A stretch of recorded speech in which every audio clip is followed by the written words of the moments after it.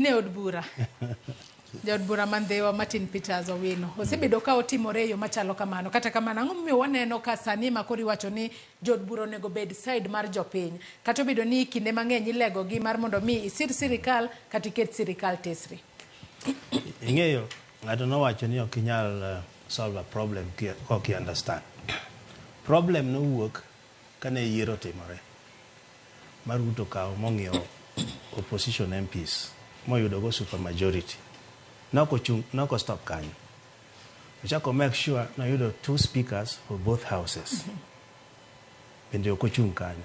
Ochako make sure ni chairman mag all the committees except Pick and Pack ma bedone minority is under him. Maningeni is a complete authority ma koko bedo vetted. Tiyudo ka MPs nego endo are just mouthpiece. Gin sign gimo State House. And it was embarrassing, even the bill manyocho collapsed. Inanoka get the State House, gi direction, gi biro gi kalo. That is the problem. Wano kwadwar ni mondo wabed gi boss, the State House. You need a leader. Manyalo maje community gi dreams maggi. Problem and worship ni. Be wakone jo uda ma MPs. They call him boss. Kone une muketho William Ruto. Kulunga ni boss. Nikech boss, koni nadwaro macha, tadware kama, titime kama. Bemo miyo the cabinet was not functioning. Nikech onge environment minyalo bedo go innovative. Nitimo giri wuon. Obedo prescribed, this is what I need. Niwinjo ko wacho na ng'eyo gima timore in ministry ni, molo kata kaka in. Tiene ni en ge informers in that ministry, oko depend on his cabinet. Koro problem mawango and we have a boss at the State House and everybody is coming to him. Ana alema ni wan kaka jo ODM, kaka jo Azimio. Kata in Mbadi, kata in Wandai, manene our brother in the house, Titima Marach, wabro stand firm, mondo wakoni ni no. There in the let were down. We are going to reason up.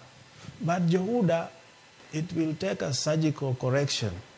Mondo megi separate gi worship mar ngani. Because gen gimo megi, it is cut and paste. Kako miene kako protimnade, kako keto.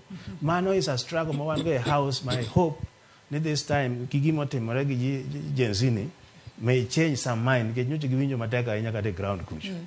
Kapo kwa dhie yweyo marwa mokwongo Shadrack be niparo ni jod bura koro bro bedo katimo tijgi e yo makare kendo e yo mong'ith mopogore kod kaka wasebedo kwaneno chien ka jogo masiro sirikal gin gi sira sirikal kata gimoro rach kata gimoro beto gi sira jogo mapingo sirikal bende gipinga ma ok gidewo. Gimo sebedo ka chando wa Kenya ka anyone gi gima nyalo wacho ni hangovers of the past constitution. To kata the past constitution pod MPs then they give the same role, mar oversighting. And I in Marwanine, it was a hybrid system. But some of them, they don't executive to put in legislators. But the role, mar oversight, to put in again go, the money my MPs niga go all over the world. Mondo, give oversight, the executive. To get new constitutional dispensation, Manual Euro 2010.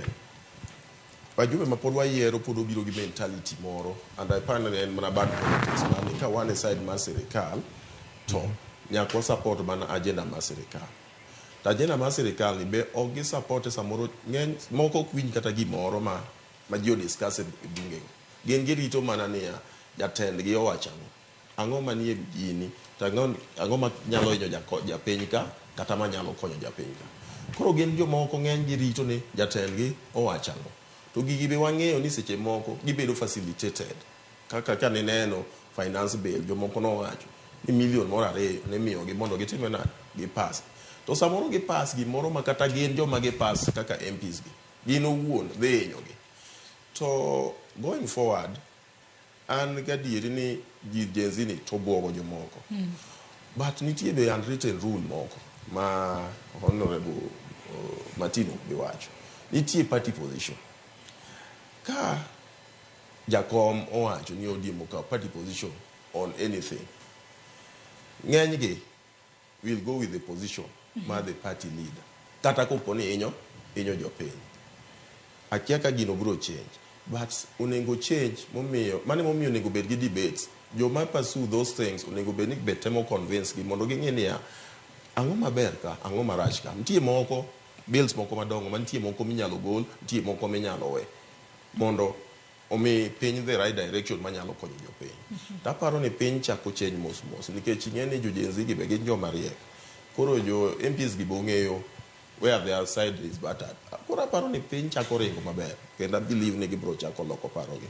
Lakini to ka ng'iyo gi gima otimore chien ka ne achaka neno ka office of the first lady deputy president MPs insist ni bills go timore na ok nyal go. Koro mano be cheja ni be gibro lokore adieri nikech ang'o miyo ma to gi insist to ineno ka meke moko mag school feeding kiango mag health but very important to the people to gi cut the budgets.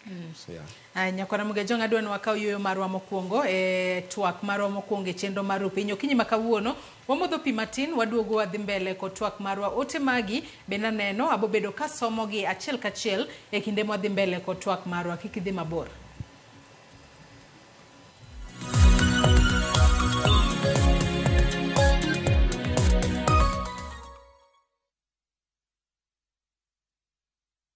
The August school holidays are approaching. After a busy school term, it's time for a break for the kids and for you. Let the little ones enjoy the sandy beaches while you relax during this break. Come explore and create unforgettable memories in Mombasa from 16,000 Kenya shillings for a 3-day trip via SGR. Take a dip in the ocean, soak up the sun as you witness breathtaking sunset views and explore the coastal trails while the little ones indulge in endless kids activities from 21,000 for a 3-day trip via SGR and 35,300 while flying. Malindi promises the family a blast with many kid-friendly activities and the opportunity to indulge in some well-deserved relaxation from as low as 25,000 Kenya shillings when you take the SGR route or fly down for only 34,500 Kenya shillings for a 3-day safari. Book your holiday now and pay in installments with View Travel's Lipa Pole Pole option. Visit viewtravel.com or call 0703-254-254 to book your August holiday now. View Travel.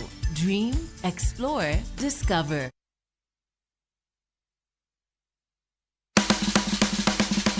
Milimili mar dhogi ne wuodh kid chiemo mopogore. Koro kwa keto pi dhi chwakore maber kendo dhi tedore maber. Mok ni wang'e mo. Chenro ka chenro dhialo mit chiemo. Gitedo itime nyaka obed makare gi suya kod ndhadhu mamit. Kitedo to dwaro ni ndhadhu go duto te mondo owinjre. Omiyo kihero chiemo in jatedo kata mana ng'ama ohero tedo tudri kodwa tich adek juma ka juma e chenro mar tedo gi chiemo gi Jailieta tich adek saa 2 okinyi mana e Ramogi TV.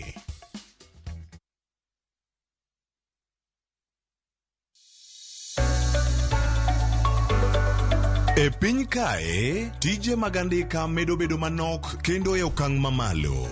Dhano koro manyo yore manyien mag tiyo gi nyalo magin godo mondo giyud omenda maginyalo konyore godo e ngimagi mapile.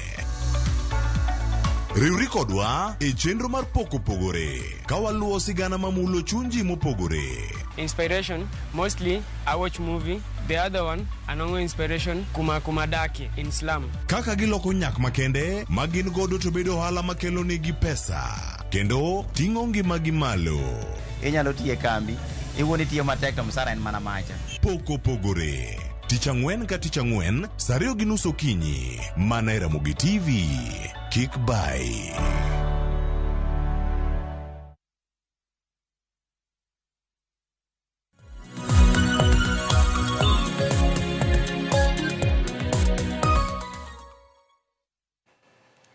Nyakora Mugia Jwang machiegni kendo erokamano ahinya kuom medo kete Ramogi TV e twak marwa mokwongo kinyi makawuono kama twak otudore kod chal mar Kenya mago weche mopogore opogore matimore pacho ka. Nyisi na bobedo ka somo moko kuom ote ma usebedo kuoronwa e kinde mwadhi mbele kod twak marwa. Ote makamago adwana wasom gi achiel kachiel. Wawinjane ni jogo maneno wa kuonde mopogore opogore to giwacho nang'o. Ruth Nyathi Ochieng wacho ni josiasa ma Thurka ohero tugo gi wacho kanyo ni sinology mar jopiny onge gima gikia. Jogi nopango gigo chona, kata mana Gachagua ne ong'eyo gima dhi mbele. Odwa mana mondo jopiny sympathize kode.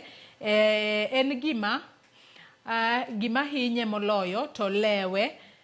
Dhoge ohero pusre. Jo ODM mojoin sirikal go gin joma rieka kendo wageno ni gidhi deliver. Ruto to go kwano mar 2027 gini nyocha dhi muome owinjo oduok ne baba erokamano kuom rescuing him. Wanie iye warito neno kaka mbele dhi chalo. Aluo twak ka an Umoja Enako. Erokamano ahinya Ruth Nyathi Ochieng'. Onyango Kefa wacho ni erokamano kuom chenro madhi nyime. Aparo ni pacha jakom ne onego wach ni joga dhi reso Ruto government nikech nyaka sani pok gitiyo en Onyango Kefa ka entiere Rongo. Uma Oriama wacho ni mara Ogoka School Ramogi TV nenore maler kendo gima wang'eyo kaka supporters mag Raila neno gima wacho ni koma chielo kendo Kenya nyochomo kuma dhi wang'. Bernard Okeyo mar Samaki ka entiere Nyora Kadem wacho ni Joyce gima kwayo jotelo ma oseyier mondo ong'inwa yore mag dongruok maloyo keto pachgi mana e siasa. Mago moko kuom ote ma joneno magwa chwalonwa okinyi makawuono kokalo e yore waduto te mag tudruok okinyi makawuono. Machiegni ure tielo mar 2 mar twak mar okinyi makawuono. Adwano watwagi kotudore kod okang' mano mar duond bura mar Amani National Congress nokao mar mondo mi koro akena wach ni oban piende kendo koro giriure kod duond bura mar UDA ma en achiel kuom duond buche manitiere riwruok mar siasa mano mar Kenya Kwanza. Kama giduto wang'eyo ni gitimo motelo ne yiero mar higa mar 2027. Odiochieng' manyoro kane waneno ka mano gai mar duond bura mar ANC mano Issa Timamu oyango ni okang' makamano en mar ikruok makare ahinya to e paw siasa e kinde ni mabende ikruok bende pod dhi nyime mano motelo ne yiero mar higa mar 2027. Wawinjane kaka ne giloso e kinde makoro ne giyango e lela ni ANC koro riwore kod UDA.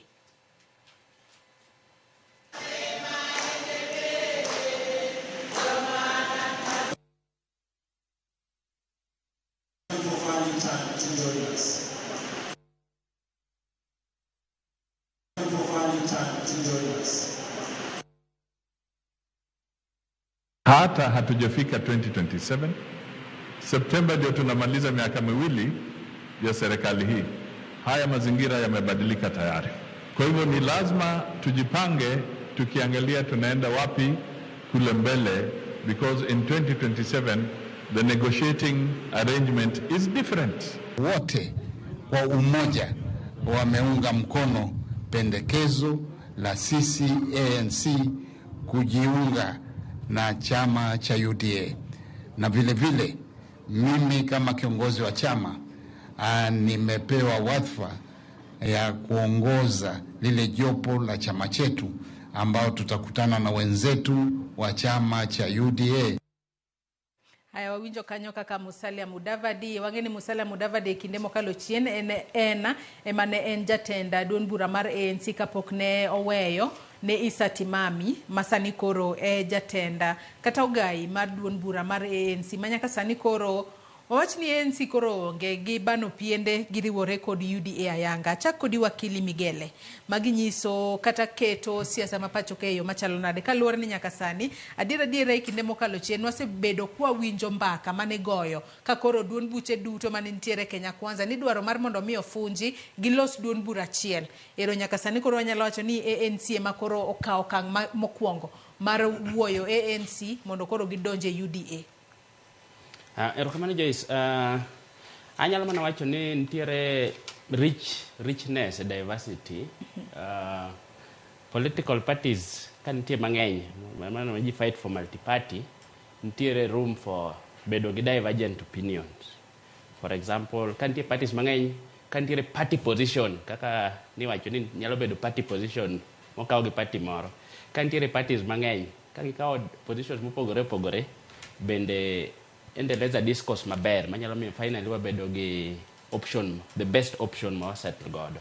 Koro ka parties merge, chiko yienegi under the Political Parties Act ni ginyalo merge, parties nyalo merge ma gi bed gi coalition margi ma gichak gi deposit gi registra ma beda katiyo. But idea en ni value majano dhi kelo value maromo nade, be odhi medo expand democratic space ma wan go, nikech gima wadwaro ni mondo wabed gi expansion of democratic space, ng'ato bed gi free will to make political choice mora modwa make. Koro kopo ni gino dhi expand the democratic space margi, to kendo dhi keto political parties go bedo competent ma gi compete election mora mabiro mbele, then good for them. Koro gima nyalo mana wacho ni objective mar majano ema dhi konyo. Kopo ni objective dhi bedo ni gidhi bedo joma dhi bedo mana whipped to take a certain position ma koro ok ginyal debate ma objectively, ok ginyal channel views moko manyalo konyo jopiny, to onge value. Koro value mar majano dhi konyo. To yes, chik oyie ni ji nyalo maj, ng'ato nyalo withdraw at any time. Koro the outcome mar gino ema dhi konyogi. To bende for politicians, apani maja ging'iyo ka bende konyogi to win an election bende. It's one of the agendas. Koro kopo ni majano at some point bro work to the advantage ka koro nitie contest moro mbele. To kalure kod chik majani onego time yo machalo nade, nikech wang'e ni ANC en achiel kuom duond buche ma bende gindikore kigin mano kotudore ka gindikore kigin ka registra mochung' ne duond buche pacho kae. Ere kaka onego bed ni gitumo kata lai mane monego bed ni gitiyo godo mar koro wuok ayanga kata yango ni wan koro ANC onge, nying mar Amani National Congress Party no koro onge, koro waduto wadonje UDA. Koro nyaka gi in layman term nyaka gi lor party no, nyaka gi close ma gi merge. Koro nitiere procedure mar mergers ka gise lor kocha. It's merely administrative documents, various documents ma gi file ma gi close party kaso gi join. Koro kanyo be poro ka gin gi agreement moro ma coalition agreement ma ginya bedo, but now ka gise lor party to gionge kata coalition government ma ginya make, they become part of that party. Koro in my view gino dhi limit space margi, political space, nikech koro ka gi merge to gidhi take over mana gima ne giyude party cha. Unless ka ne gikuongo gi deliberate kapok gidonjo ma gi adjust manifesto margi, ideologies margi ma gi merge into one document, mano be is allowed. Shadrack, korka kori bindi paro ni ma en okang' ma diere biro tego duond bura mar UDA mano motelo ne yiero mar higa mar 2027 ma koro waneno ka ANC achiel kuom duond buche mosebano piende wacho ni oyo koro ANC onge, we koro wariure kod ANC. Ang'e ni magi duto adiere titimo kigeto 2027 bendo nyalo broaden duond bura mar UDA inyanyate gwenge kuma yande ANC ema nitiere kod mbi. An kaka nene gi timing mare, anene ni maja mabiro sani ni nenore ni jatend piny target kumoro mano yude kura, to neno kokonyal yude kura. Anene ni kuonde kaka mage mpano nyalo bedo no target gi sani. Aneno ko wuoyo gi jo Mount Kenya. Koro dwa kelo, otemo nyiso gi ni kata kopo no dwa weya, anyalo kelo jomoko ma nyalo riworago mabro konya ka otelo 2027. To ANC biro ne en a small party, ken yen gi MPs adek. Biro ne ok nyal tego UDA ahinya. Joma nyalo konyo UDA ahinya kopo ni ne donje UDA ne en ODM girai. Nikech ANC kata kuonde ma gintiego, ODM nigi mbi molo ANC as a party.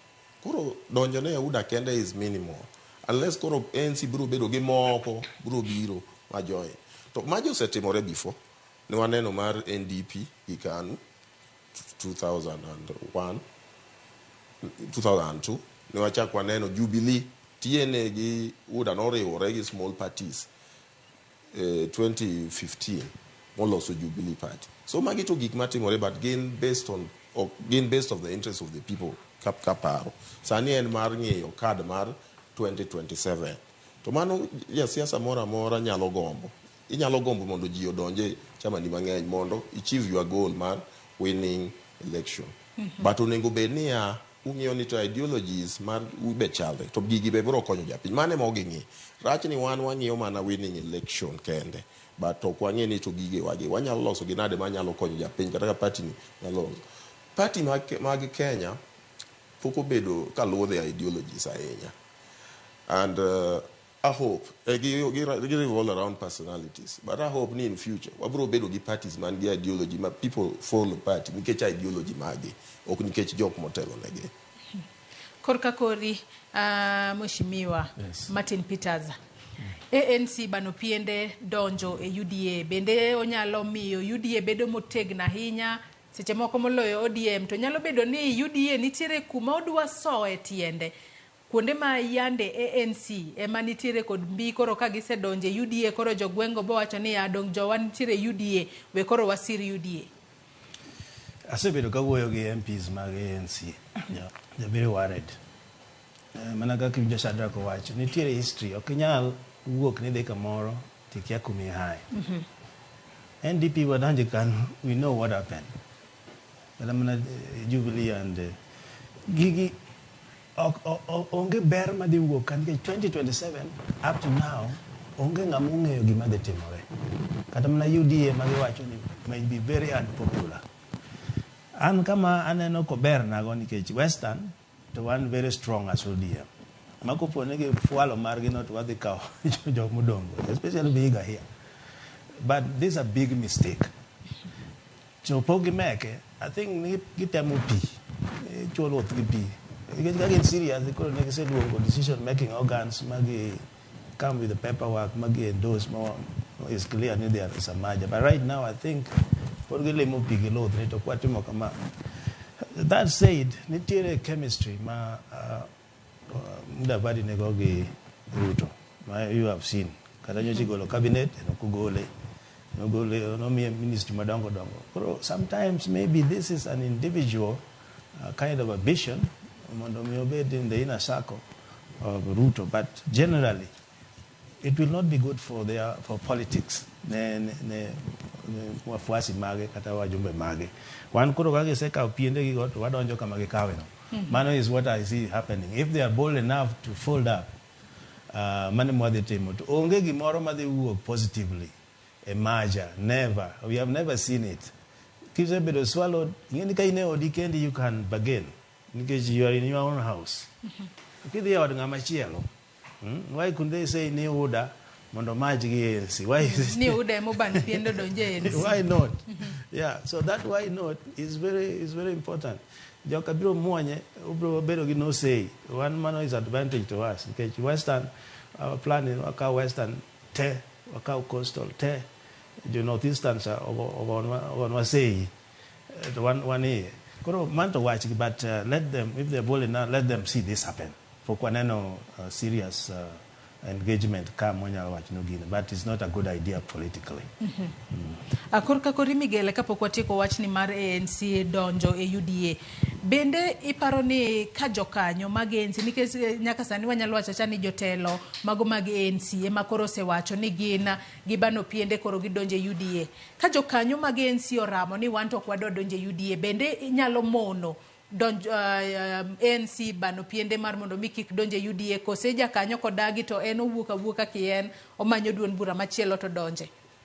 It narrows down to constitution marage. The supreme organ mar political party mora is the delegates. Koro winjo bene giluongo meeting marage mondo gi ratify decision marage.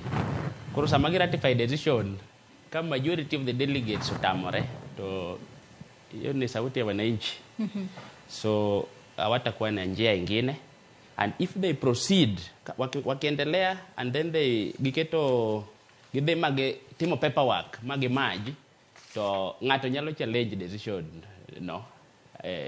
political parties disputes tribunal kata mage dhia mage daw nyaka court of nyaka high court mage nyaka supreme court.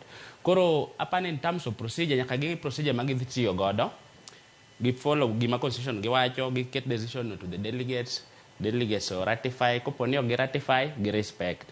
Koponi gitimo paperwork behind the people to ngata within that party nyalo kao appropriate legal action. Kochako gi political parties ntiere internal parties dispute mechanism laginya kuongitiyogo within the party ginyalo challenge within the party.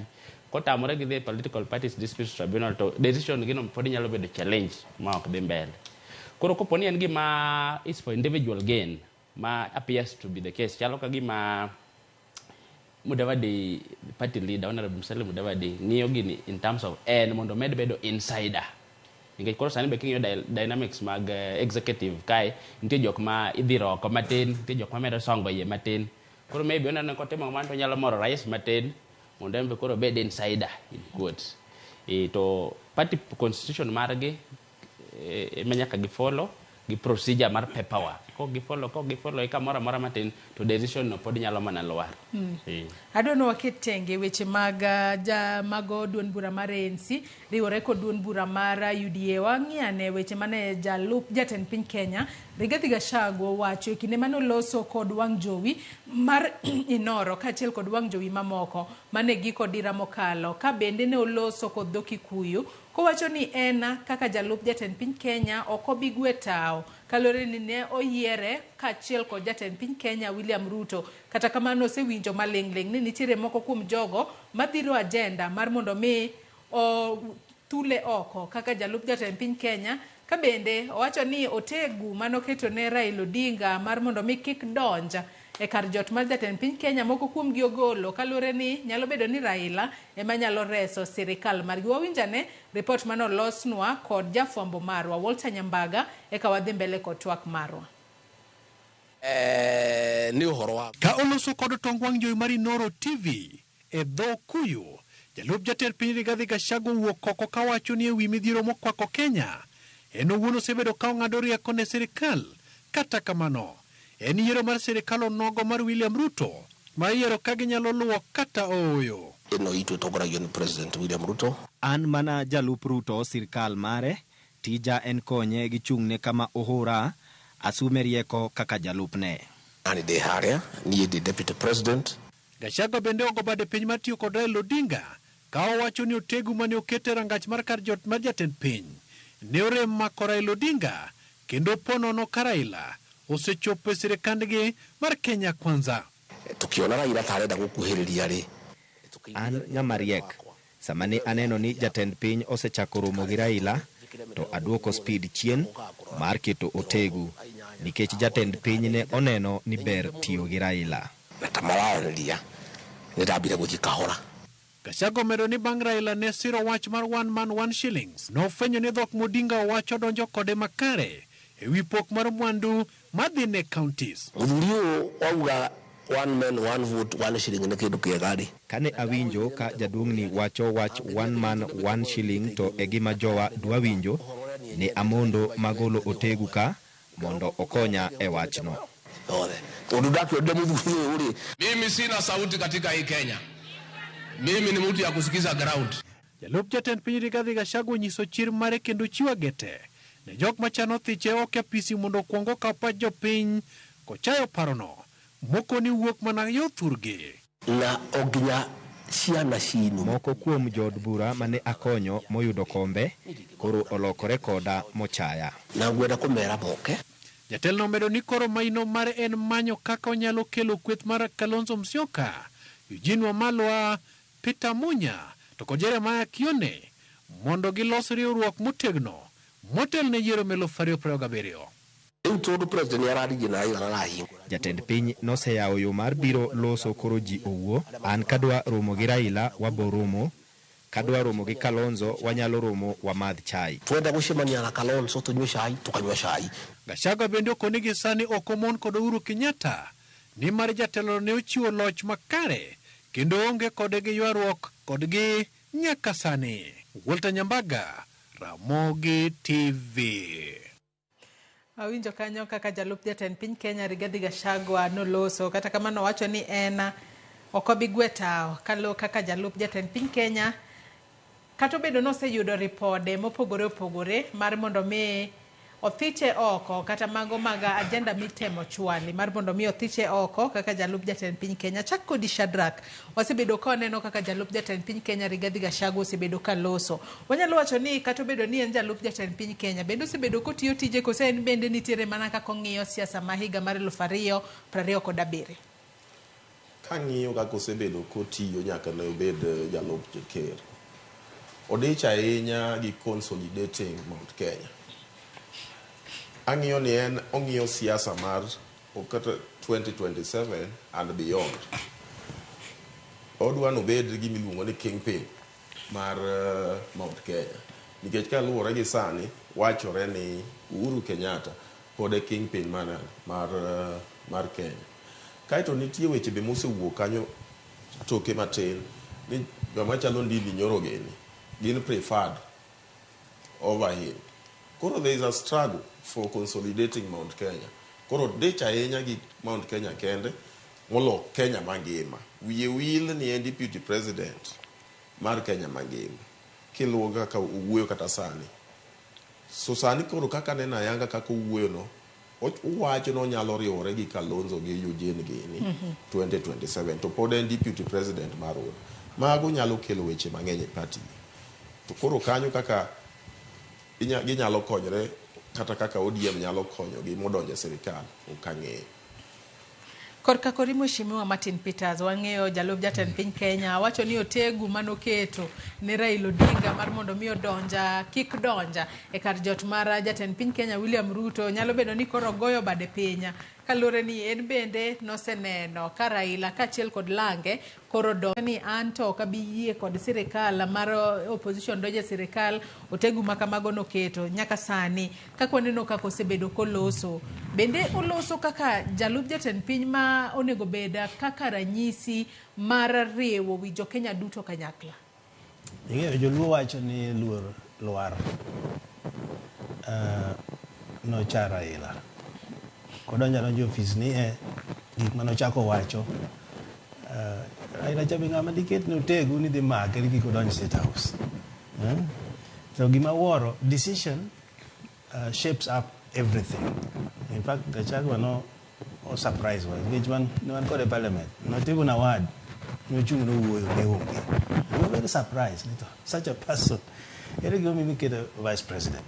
Kaki winju wuoyo no is somebody ma is already out but not formally. Kine ngama ne sirikal jalo president. Chako angle another side no dware ore gi jomoko kama. Mano ngama is out of line. But to us kaka jo ODM okwadwa donje wach mar mountain. Ento anano kupoe ni jok manokonyo betray. We are used to this. Inyalo paro kane Jaramogi wacho ni okokawo telo ka Kenyatta pok owuok. Nogolo Kenyatta kuwuok ogwewa oko. Moine sirikande gore piny Kano. Bafol NDP mwadonje. Kasa ochopo nonego mwatelo ogwewa oko. Kibaki tosh. Kose donjo we didn't know. So we are in politics of betrayal. We are not strangers. To aparo ni wan kako ganda luo. Kik wadonje weche jo mountain. Nikech from the beginning okang'e ni to gidwaro nang'o. Inyalo paro mane Paul Mwite ne deputize Jaramogi mondo gidonji. Kata mana polling center mano goche no yombwa. Martha Karua be nyo kedo batwaka. The same thing. Oyombwa nyaka kama goye kura. Koro wachi weche mag mountain gi ka protocol sani oneno ka tich tek oduogo dala wanyalo wacho ni wang'i ura ne gini yo machielo. The mountain go kore go ka gigore no gimomiyo gi hate wa that far we don't know. To sechopo kama koro piny bende wuoyo ni jok manu neno uchayo gi jok manu neno betray gi kaka Raila Amolo Odinga still calls the shot. All these presidents okne ignore. And I think men naive in politics. Manamo koro safa. One can kill motion of impeachment. Bunge kucho. We are not concerned. Let them fight their own fight. One kaka Uganda apparently we are sober enough. But it's running scared. Ngamarigo kalur kabisa nikechunge kama kuro nyon. Miguel wakili bendi paro ni Gachagua sani koro luor kalure ni weche matimore e siasa gi sani paro ma iliekore ni dwaro chwali mar mondo mi othiche oko ka en owuon nyaka sani bende osechako luongo ji achiel ariyo adek mano moriwo jatend DAP Eugene Wamalwa, Kalonzo mar Wiper, Jeremiah Kioni mano mar Jubilee ni ginyalo loso riwruok margi mano motelo ne yiero mar 2027 nyalo bedo no luor. Erokamano Joyce. Muma Biblos Proverbs 28 verse 1 wacho gadi jaricho ringo bakata oge gabalawe. Koro apa ni shida mag Honorable Deputy President nochakore chieng' inauguration mar the current president. Ne onge emotional intelligence. Speech manogolo bang' kosebedo sworn in ne en very insensitive to leaders, including the president manoseservo Kenya for 10 years. No aneno ka speech neno in his own right kaka ne deputy president no onge gi emotional intelligence, no can aware environment. Environment ka intiere heads of state of other countries tibola bola wach for. Koro kanyo kaka nowuoyo no fall out gi ji mang'eny nikech apani the former president pod nyako koro dogire dimbre kabisa ka former president nyalo kata winjo shida ne maen go nikech en masali er gi shida chalo ka gima en masali er gi shida sani chalo ka gima kaka na wacho seche ka chalo ka gima odhi bedo sidelined ka wasongo mbele. Koro sani obro dwaro jok mano somo ne gi riot act chieng' mane okawo oath mare, one of them en Uhuru Kenyatta, another one en right honorable former prime minister bende nowacho no dhi keto ne otego moko kanyo kik odonj kanyo koroga rais, nowacho no biro keto gate ka gate huyo mzee ase koroge rais. Koro somehow niwinjo ka Raila wacho ni jogi no approach to wan bende kaluwore gi connections ma wan godo nikech wan bende nitiere colleagues wa matiyo kuonde go endo in respective capacities, wang'e adier ne president nomanyo the former prime minister mondo yud truce kaka onyalo songo this government. Koro it seems ni jok mane gi dharau gi makoro nyaka gichak giyud yo moro manyalo miyo gigo counseling kaluwore gi experience ma gisebedo go e administration mondo okonygi kaka ginyalo songo mbele. Koro deputy president oyudore e mbero maliet nikech yudore kama koro jok man bende nyalo miye backup nosegwenyore go chien kacha, to president be koro chalo gima koro bende ogwenyore go. Neno ka during the Gen Z protest en president ma owinjo be en principal assistant mare address the state of the nation tembo chako address mare moro mo parallel, mano be apani in my view ne chalo kanga ma insubordinate jatende mano yiergi go mani campaign go on the same agenda. Koro gik motimo gi mokwongo kata bende nyalo wacho bende kaka wakili ni ng'ama ni public office winjo bed gi national figure, ok winjo bende sasa mikawo microphone ti koroga dogi mar dala kamora mora miyudo matindi isekoroga dogi mar dala, mano be ok reflect image mar state officer.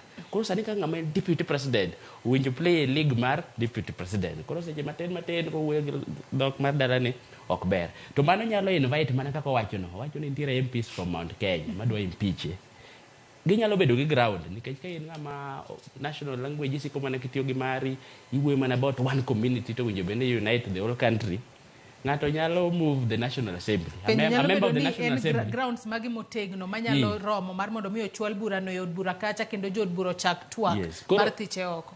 Constitution wacho ni any member of the National Assembly nyalo move a motion mar golo deputy president on a ground of gross misconduct, on a ground of breach of law, national or international law. Ko chik mar Kenya kaka chik mar international law ko breach gross misconduct general geta gik bajisi mar wacho dhoge kamora mar public officer wacho ni en ong'yo mana wache mag mlima ngene mano is relative, ng'ato nyalo kelo motion obed considered gi waheshimiwa kabe nitiere ground of misconduct, gross misconduct. Koro ka gigo ka ng'ato MP moro o move National Assembly moyudo support mar 2/3 of the members, to process mar gole nyalo dhi mbele nikech koro speaker mar National Assembly biro convene that information to the Senate mag dhi mbele ma ka vote odhi mowuok to be onge gimo nyalo timo nikech ka procedure no fwat maber ma embo mie fair hearing ma embo ji explain to ko explain yo ma satisfactory tinyalo gwe oko, to constitution wacho ni bang' mano president nominate mana ng'ama chielo. Koro kata gimoro be nitiere in the public miwacho ni naneno ka one of the leaders wacho nyoro ni gi impeach the deputy president to nyaka gi impeach the president. Constitution provide gin stand alone. Impeachment mar president, the procedure is the same, but impeachment mar president and stand alone. Onyalo bedo impeach kende. Kan nitiere gross misconduct, breach of international law, violation of the constitution, be wabira deputy president. Taito mare yot nikech jan mare onge kata election mitimo. En ko bedo impeached ma process no dhi. To ko challenge court through judicial review process kata constitutional petition moro ma win. To en tich moro makamano president shall nominate somebody else. Kora nyalo caution ni anya wacho ni en kama Texas ni to wan bende kaka members of the public why expect ni nyaka obed gi standards mag deputy president nyaka conduct himself e yo machalo national leader ok na local leader gik motimo ka chalo ga gima winjo odhi okete mana chairman of council of elders kocha koro mane gima ananya wacho kaluwore gi gima bedo kadhi mbele to nyalo bedo impeach kopo ni MPs wage oamua ni dwa gole to nyalo gole to en to gole nyalo bedo mayot kata kamano wach ni owacho ni kogole to obo bedo kodhi dala with his head high up kowacho ni en gino mosebedo kotimo en loso kod duol jopiny adira osebedo koloso kod kata osebedo kotetea haki mar jopiny koso tetea haki mar jomasawa mar piny Kenya kende nikech kata kwang'iyo e cabinet nomination nowacho ni jomasawa mar piny Kenya oyudo lemo ma nyalo bedo ni ene manodhiro mar mondo mi giyud kaka jogo mane owal mar mondo mi opong lemo mag jotend migepe tadira kwang'iyo listi makama nitiere ji 8 mowal mawuok e gwengo mag masawa mar piny Kenya nyalo bedo ni magi omigi kalure ni jalup jatend piny Kenya malwete koro ne nitiere kanyo mondo ket machiegni jomasawa kosenang'o Shadrack ene mano wacho kende ni en mosebedo kodhiro jogegi go mokwanogi koro nyalo bedo no wacho adieri to be nyalo bedo ni jatend piny bo neno nikech kanyo be nogone kura to be pod nyalo sero kura kanyo mondo bo migi amiya kaka pokgi kaka ne gigone kura koro kwanyal ng'eyo to nikech en mowacho en mo wabiro believe ni en motimore nade okelo jogege moparo ni ber kanyo to gi kwang'iyo gi jok manoyware go kaka Moses Kuria gini waneno kotimore nade okel thenge koro wanyalo yie ni en mokelo gi jatend piny oyie ni mondo okel mage godo kaka owacho no kwadhi kwatieko twak mano motudore kod gigo ma jalup jatend piny Kenya Rigathi Gachagua nowacho Mheshimiwa Martin Peters twak makamae kokele nyimod bura ko sisi winjo maling'ling moro ni dwa pedhe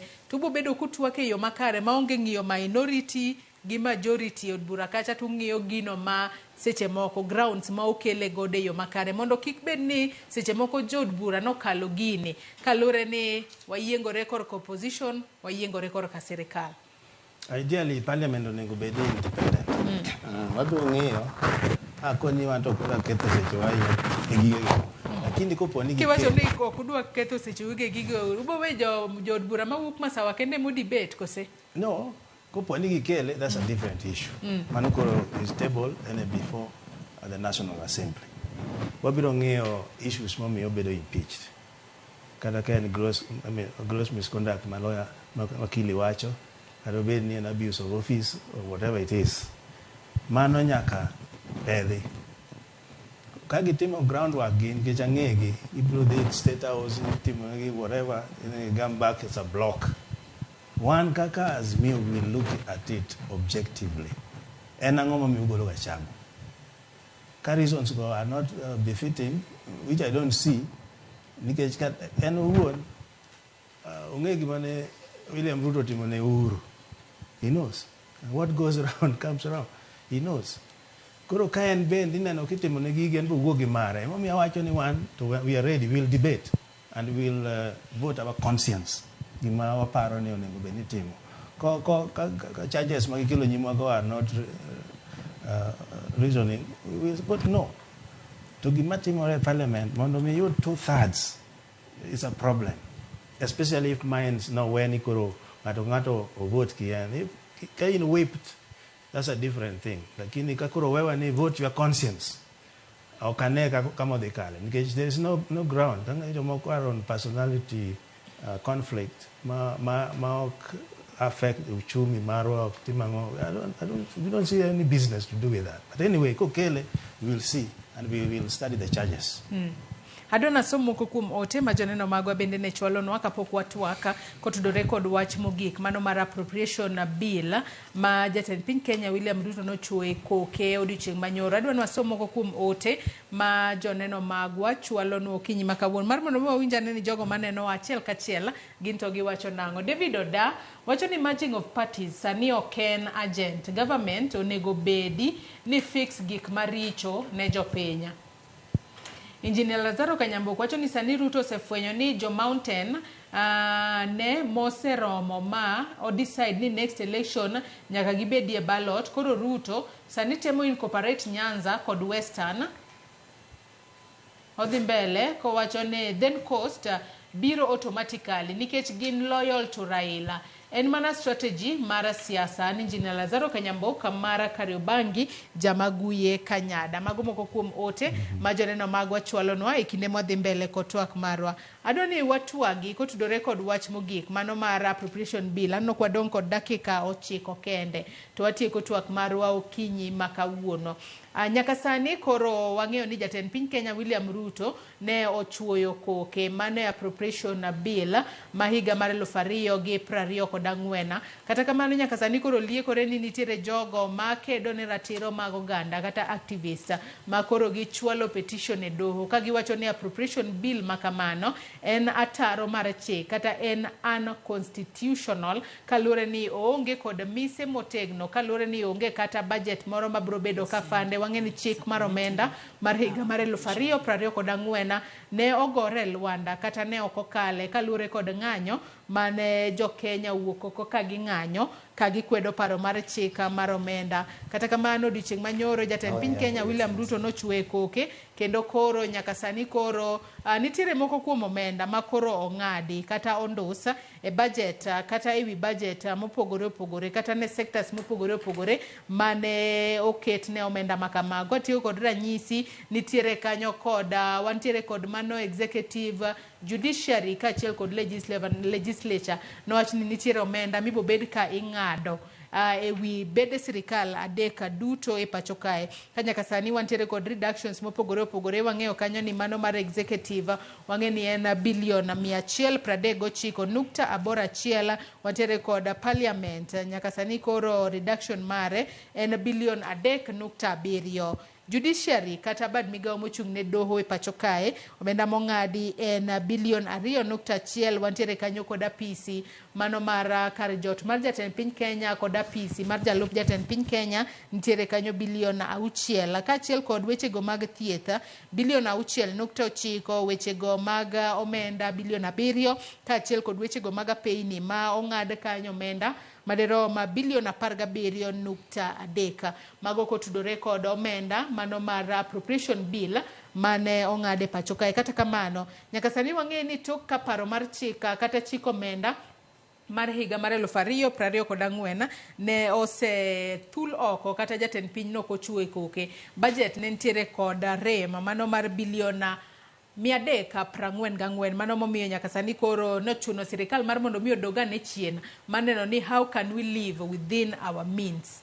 Pesa makamano koro kata reductions makamano nyaka sani koro iwacho kanyo ni omenda duto ma ong'ad kanyo en biliona mano 400 mano mar recurrent ka wechego mag dongruok en bilion 105. Kaka nyaka sani bende nitiere sectors mopogore opogore manyalo wacho ni nitiere omenda mabende koro mago key allocations moting'o wechego mag pur, wechego mag somo, wechego mag thieth kachiel kod wechego mag arita monego bed ni kete maino. Kata obedo ni nyaka sani koro nitiere omenda ma ogol kata ma ong'adi mano hik omenda mano ma higani. Achak kodi mano wakili in kaka jalony weche mag chika montiere go de studio pacho kae. Nitiere jogo ma ochwalo bura e doho ka giwacho ni appropriation bill en unconstitutional. Bende nadiera kose gin mana jogo matemo thero chenro mag sirikal kata kwedo gik ma sirikal timo?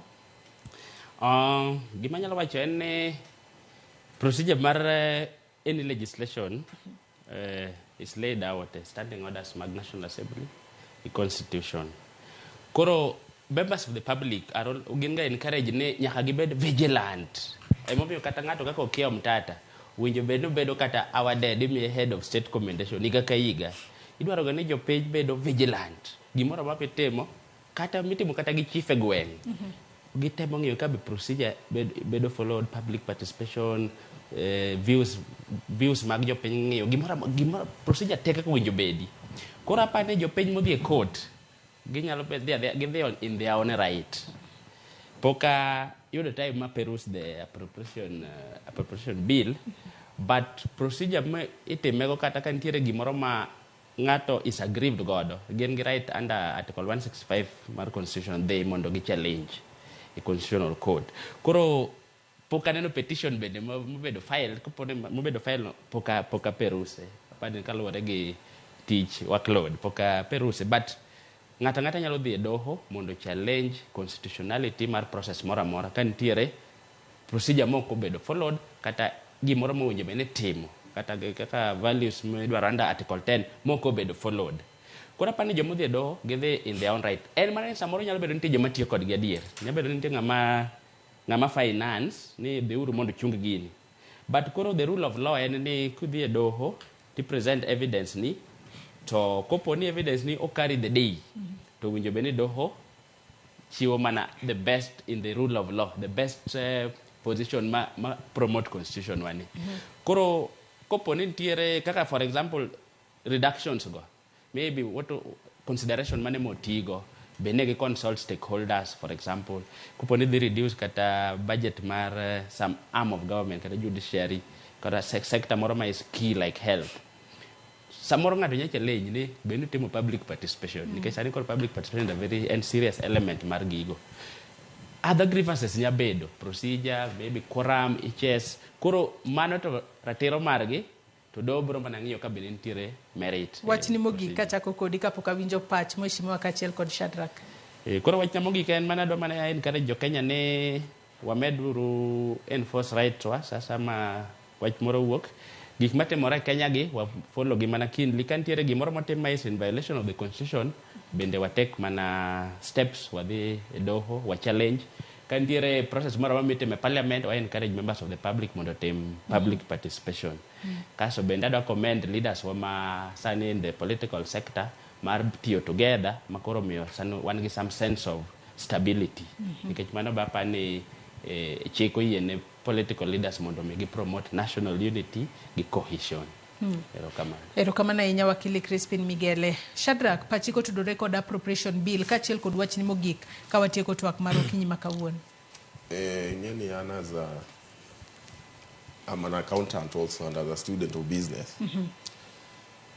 Understanding appropriation bill, unego beni appropriation bill they hand in hand gi finance bill. Kaber finance bill should pass before appropriation bill. Engage finance bill eba nyiso kaka pesa idwa choke to finance appropriation bill ma suggests expenditure. So in the absence of finance bill, it's very difficult to use a bit of expenditure, but you really still don't know neither yodo pesa kanye madwa finance go the appropriations in this bill. So it's better to timo finance bill before an appropriations bill. Maparo ne kanyo, in my view, ntie step moro kanyo mano kodhi maber. So ka onge finance bill, then appropriation bill okonego bedi. But now in the interest of the country, kaka Kenya, unyalo yie mondo expenditure no bedi mondo kikwa bed gitungni because finally japinye mainyore ka gigo delay. Kora anyalo kwayo jok moketo gigo ni they also have to have public conscience mondo jopiny kaka johala kikinyre gi jo Kenya moko nikech gik matindo. Wach na mogik en ni nikech nitie political marriage from the dominant party and the ruling party. Jopiny, particularly katamana jo Gen Z, they need to keep the heat on the government of the day. Gingi weche machalo mag corruption go, giaka gidhie mag counties, giaka gidhie mag MPs kaka honorable Owino gingi ni CDF bo gitiyo go maber mondo giket jo tendgi accountable, all of them from presidency to the local level mondo ji oyud konyruok to mag tim maber be gi raise in various forum platforms that we have. Erokamano ahinya Shadrack Okech, janon weche mag siasa. Mheshimiwa Martin Peters, pachiko tudore kod appropriation bill kachiel kod wach ni mogik anno kanyo ka sadeko sechopo wachope giko mar twak maro. Erokamano, in fact government ne matek. Nikech financial bill ma 2024-25 dead. No anchor on 2023. Mamoko clauses moko are also not constitutional. Mano bende nitie problem. Gimonengo watim and I hope no Kewambade will move very fast. Mondo clauses mobedo deleted by the court, we can enact them quickly and pass them. Mago maga finance bill 2023. 22-23. Manyeche kuro wadokeni. We'll also go supplementary budget. According to section 223 or Public Finance Act 44 is allowed. But we are making a supplementary budget based on existing financial bill, mine 23-24, but section nemoko have been declared. It's not a, those going to court are right. Go Katamawan going to pay, and that can be very detrimental. Honorable Mbadio move fast, or select those who came to a house, pass them, then that can be a legal document. Talk taxes. Otherwise, we bedo kamakoro kada taxes onge. Gimanyalo wacho mugi kako ganda luo. One must suffer from independence. What we call inequitable distribution of resources. Pesa migola gola ni wanachulo suru timi wa matin. Like in my constituency, I have Tibet lying there. Lewa is the largest constituency in Homa Bay. Tonge kada Tibet. I have also Gorma Yaring Road lying there. Koro joma donjo gitimane gimolu na affirmative action. One bende wayude kakwa biro malo pesa midi pogije. Otherwise ananya lo wacho ne ODM is strong. I say replace minority leader, they have nominated Junet, and also whip Milo Gesa. And we will do that, even the chair and the party leaders as we go. ODM is strong and we will remain strong. Kuro kikuwari mang'eny. We are okay. We will check this administration as well. Nero kama na inya Martin Peters Owino, Jaod Bura Mandhiwa, Crispin Migele, ukil kachil kodin Shadrack Okech, janonweche mag siasa kuom kawo thuolo mar okinyi makawuono mar mondo mi obi watwa kotudo record chal mar Kenya. Nyakora Muge Jwang, in benda goniero kama na inya kuom bedo kodwa nyaka gisani mwachope giko mar twak marwa mokwongo e chenro mar piny. Wakaw mana yoyo madundo gisani, bang'e to nyawadwa Cleophas Oluoch biro bedo katai e chenro mar mbako romo. Kik idhi mabor.